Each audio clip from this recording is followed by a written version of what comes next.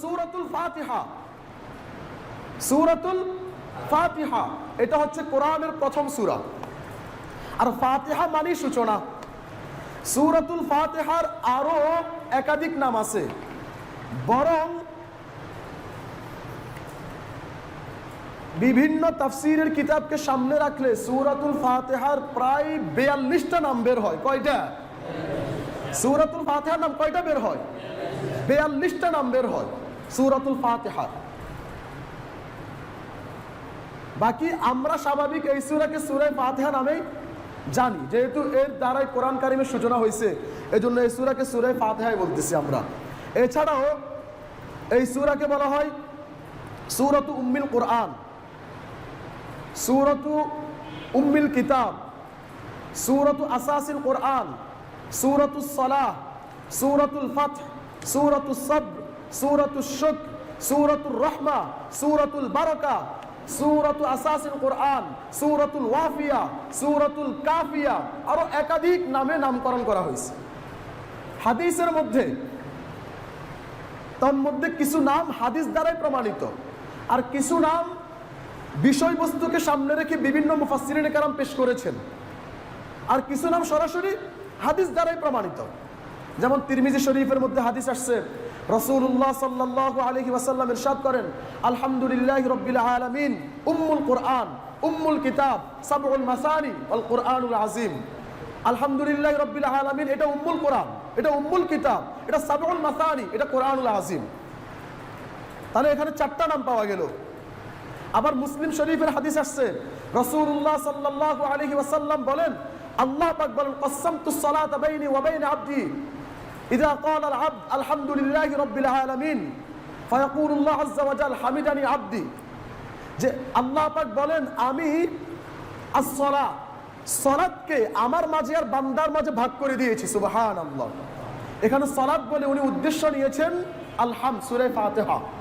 তাহলে এই হাদিস দ্বারা বোঝা গেল কি সূরাটা সূরা as-সালাত নাম করা, কসসামতুস সালাত, আমি সালাতকে তাকসিম ভাগ করেছি। তাহলে এখানে আল্লাহ পাক সুবহানাহু ওয়া তাআলা সূরা ফাতিহাকে সূরাতুস সালাত বলে নামকরণ করেছেন। হাদিসে কুদসি সহ আল্লাহ পাক নামকরণ করেছেন। আবার এই হাদিসের একটা নাম সূরাতুশ শিফা, সূরাতুশ, কারণ সূরা ফাতিহা এটা আরোগ্যতা, মানুষের রোগ ব্যাধি থেকে মুক্তির একটা মাধ্যম। দারকুতনির মধ্যে হাদিস আসছে, যদিও অনেকে একে সনদগতভাবে দুর্বল বলেছেন, হাদিস আসছে ফাতিহাতুল কিতাব শিফাউন মিন কুল্লি সামমিন, সূরা ফাতিহাটা প্রত্যেকটা রোগের একটা ঔষধ। সুবহানাল্লাহ।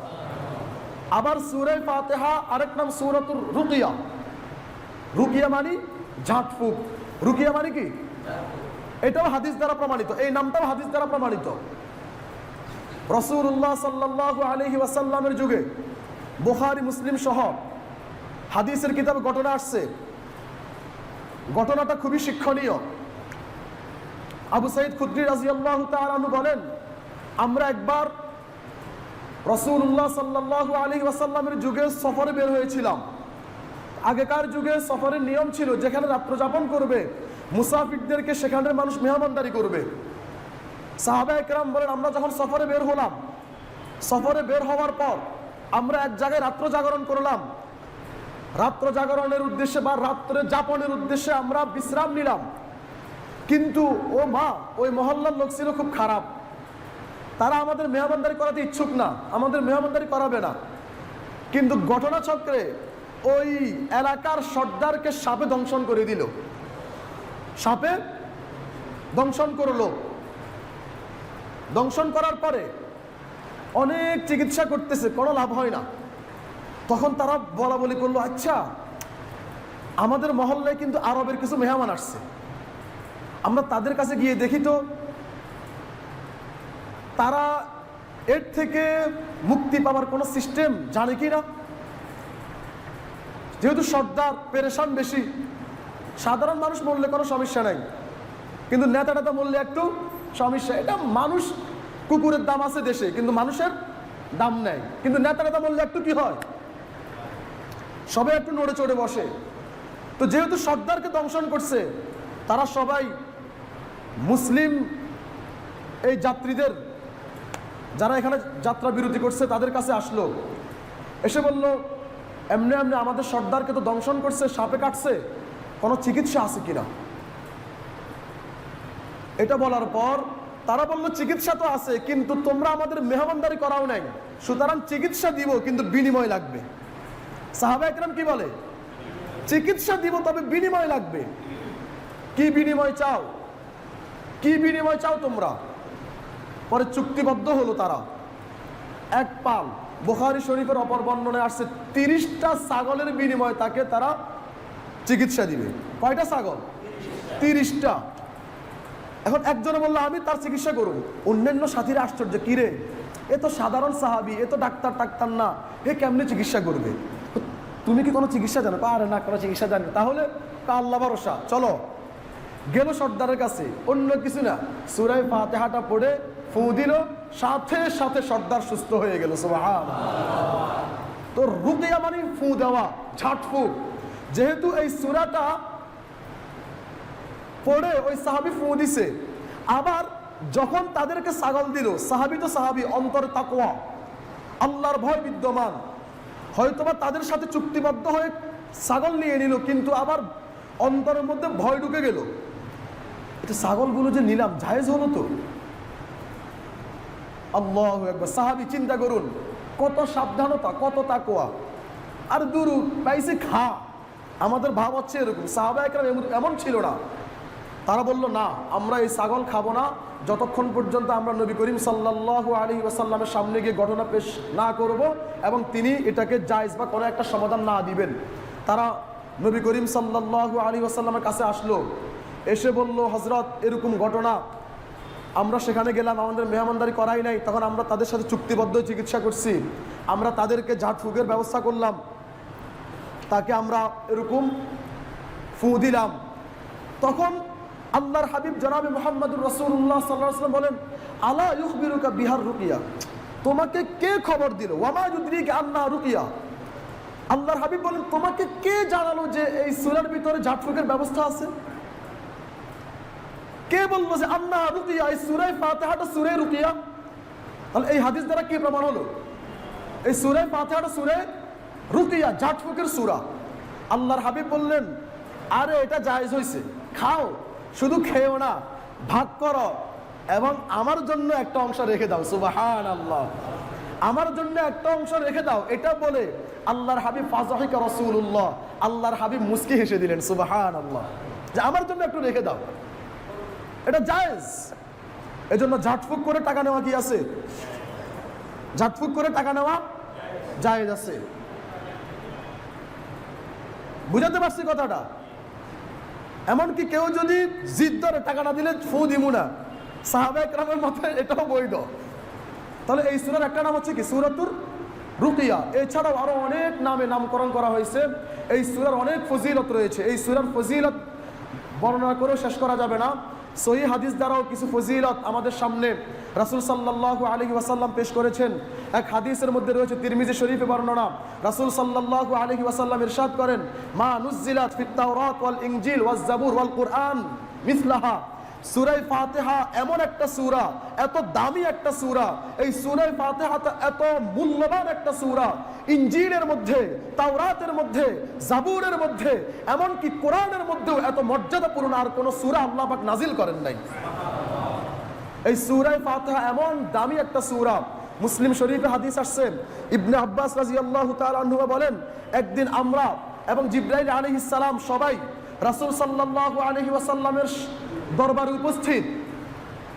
আমরাও, আবার কে? জিবরাইলও সেখানে উপস্থিত। হঠাৎ ঊর্ধ্বাকাশে একটা দরজা খোলার আওয়াজ হলো। জিবরাইল আলাইহিস সালাম বললেন, ইয়া রাসূলুল্লাহ, ইয়া হাবিবাল্লাহ, যেই দরজাটা খোলা হয়েছে এটা আসমানের দরজা, পৃথিবীর সূচনা লগ্ন থেকে অদ্যাবধি শুধুমাত্র আজকেই এই দরজাটা খোলা হয়েছে।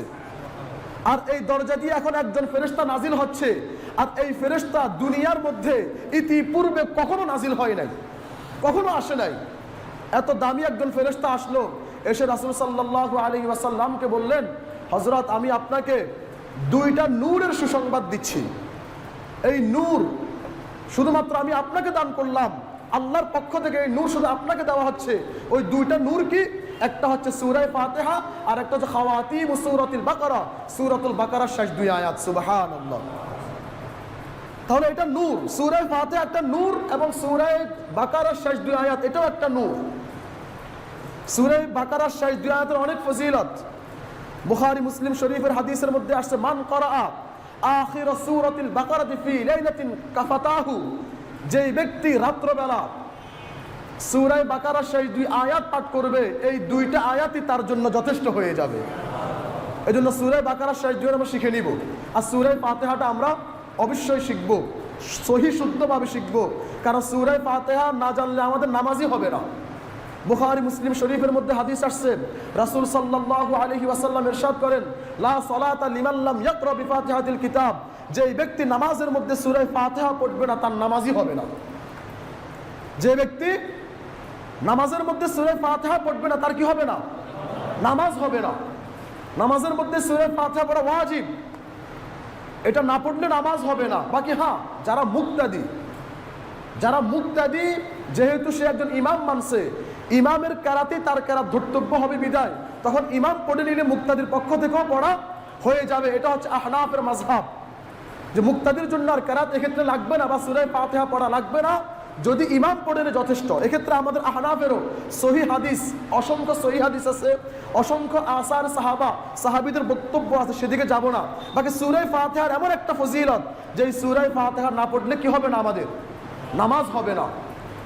তো এই সূরা কোরআনের সূচনা, এটা সূরা শিফা, এটা সূরাতুর রহমা, রহমতের সূরা, এটা সূরাতুল বারাকা, বারাকাতের সূরা, এটা সূরাতুল ইস্তিআনা, আল্লাহর থেকে সাহায্য প্রার্থনার সূরা, এটা সূরাতুস সিরাতুল মুস্তাকিম, এটা সরল পথ কামনা করার সূরা, এটা সূরাতুল ইস্তিআনা, সাহায্য প্রার্থনার সূরা। এছাড়াও সূরাতুল ওয়াহদানিয়া, এটা একত্ববাদ ঘোষণার সূরা, সূরাতুর রুবুবিয়্যাহ, আল্লাহর প্রভুত্বের ঘোষণার সূরা। এছাড়াও প্রায় 42টা এই সূরার নাম আছে। এত ফজিলতপূর্ণ সূরা, আমরা এই সূরাটা সহি শুদ্ধভাবে শিখব এবং এই সূরার যে অর্থটা অন্তরের মধ্যে ধারণ করব, তাহলে নামাজের মধ্যে আমাদের একাগ্রতা সৃষ্টি হবে। আলহামদুলিল্লাহি রাব্বিল আলামিন। প্রথম আয়াত কি? অনেকে শুদ্ধ হয় না, আল হামদু, হামদ, আল হামদু, আলহামদুলিল্লাহি রাব্বিল আলামিন। স্বাভাবিক, আমরা সবাই অর্থ জানি। অর্থ কি? সকল প্রশংসা বিশ্বজগতের প্রতিপালক আল্লাহ তাআলার জন্য। আলহামদু, প্রশংসা কাকে বলে এবং প্রশংসা সংক্রান্ত কিছু কথা। আলহামদু, আল্লাহ, আল্লাহর জন্য প্রশংসা, এটা কখন করা সুন্নাত এবং প্রশংসা করলে কি লাভ, প্রশংসা করার সিস্টেমটা কি, এবং যে কোনো কাজের শুরুতে প্রশংসা করলে কি সওয়াব হয়, এই নিয়ে আল্লাহ চাহে তো ইনশাআল্লাহ আগামীকালকে আমাদের একটু সময় সূরা ফাতিহার মধ্যেই বেশি যাবে। এরপর ইনশাআল্লাহ আবার কি হয়ে যাবে? সূরা ফিল বা সূরা কুরাইশ, ওই ক্ষেত্রে আরও সংক্ষিপ্ত হয়ে আসবে। যেহেতু প্রাথমিক পর্যায়ের কিছু কথা আমরা এখানে বলে ফেলতেছি, তো সূরাতুল ফাতিহা এটা সংক্ষিপ্ত করে। আরেকটা কথা বলে দিই, এটা মাক্কি সূরা। এটা কি সূরা? এটা মাদানী না মাক্কি সূরা। আবার অনেকে বলছেন না, সূরাতুল ফাতিহা 2 বার অবতীর্ণ হয়েছে, একবার মাক্কি একবার মাদানী। সুবহানাল্লাহ। কয়বার অবতীর্ণ হয়েছে? একবার মাক্কি, একবার। এখন মাক্কি আর মাদানী কাকে বলে? আমরা তো সাধারণভাবে জানি কি, যেটা মক্কাতে অবতীর্ণ সেটা মক্কি, যেটা মদিনা অবতীর্ণ হয়েছে সেটা মাদানী। আসলে এটাকে পরিপূর্ণ সঠিক বলা যাবে না। হ্যাঁ, রাসূল সাল্লাল্লাহু আলাইহি ওয়াসাল্লাম হিজরতের পূর্বে তো মক্কায় ছিলেন। স্বাভাবিক, তার আবাসস্থল কোথায় ছিল? মক্কা। হিজরতের পূর্বে যত সূরা নাজিল হয়েছে, চাই মক্কায় নাজিল হোক, চাই তিনি কোনো কাজে তায়েফ গেছেন বা অন্য কোনো জায়গায় গেছেন, হিজরতের পূর্বে যত সূরা নাজিল হয়েছে সব মক্কি, সব কি। আবার হিজরতের পরে যত সূরা নাজিল হয়েছে সব কি? মাদানী। মনে করেন রাসূল সাল্লাল্লাহু আলাইহি ওয়াসাল্লাম মক্কা থেকে মদিনা হিজরত করছেন, এরপরে আবার উনার ইন্তেকালের বছর উনি মক্কায় এসে হজ করছে না? হজ করছে না মক্কায়? ওই সময় যে সূরাগুলো নাজিল হয়েছে সেগুলো কিন্তু মাদানী। নাজিল হয়েছে কোথায়? মক্কায়। সূরার নাম কি হবে? কারণ কি? হিজরতের পরে। কারণ হিজরতের পরে রাসূল সাল্লাল্লাহু আলাইহি ওয়াসাল্লামের আবাসস্থল, তার থাকার জায়গা হয়ে গেছে কোনটা? মদিনা। হয়তোবা তিনি কোনো কারণে মক্কায় আসছেন, কোনো কারণে তিনি তায়েফ গেছেন, কোনো কারণে তিনি অন্য কোনো জায়গায় গেছেন, কিন্তু তার মূল স্থায়ী ঠিকানা হচ্ছে কোনটা? মদিনা। আর হিজরতের পূর্বে রাসূল সাল্লাল্লাহু আলাইহি ওয়াসাল্লামের স্থায়ী ঠিকানা ছিল কোনটা? মক্কা। এজন্য এদিকে তাকিয়ে হিজরতের পূর্বের সকল সূরাকে মক্কি বলা হয়, হিজরতের পরে সকল সূরাকে মাদানী বলা হয়। সূরাতুল ফাতিহা এটা মাক্কিয়াতুন, এটা মাক্কি সূরা, তথা হিজরতের পূর্বের, শুধু হিজরতের পূর্বে না, বরং এটা ইসলামের সূচনা লগ্নে নাজিল হয়েছে। অনেক মুফাসসিরিন কেরামের মতে পরিপূর্ণ সূরা হিসাবে সর্বপ্রথম সূরা ফাতিহাই নাজিল হয়েছে। সুবহানাল্লাহ। এমনি বিক্ষিপ্ত কিছু আয়াত নাজিল হয়েছে। সর্বপ্রথম ওই সূচনা হয় কিসের দ্বারা? সূরা আলাক, ইকরা বিসমি রাব্বিকাল্লাযী খালাক 5টা আয়াত, সূরা মুদ্দাসসিরের কিছু আয়াত, ইয়া আইয়ুহাল মুদ্দাসসির কুম ফাআনজির, এগুলো বিভিন্ন সূরার অংশ, আয়াত বিশেষ। পরিপূর্ণ সূরা হিসাবে, অনেকের মতে পরিপূর্ণ সূরা হিসাবে সর্বপ্রথম নাজিল হয় সূরা ফাতিহা। সুবহানাল্লাহ। তো এই সূরা ফাতিহাটা মাক্কি এবং পরিপূর্ণ সূরা হিসাবে প্রথম অবতীর্ণ হিসাবে বলা যায়। এই সূরার তো অনেক ফজিলত আছে। কালকে থেকে ইনশাআল্লাহ আমরা এই সূরার অর্থ এবং মর্মার্থ বিভিন্ন ব্যাখ্যা ইনশাআল্লাহ জানার চেষ্টা করব। আল্লাহ পাক আমাদের সবাইকে যে কথাগুলো বলছি আমলযোগ্য কথাগুলোর উপর আমাদের সবাইকে আমল করার তৌফিক দান করুন।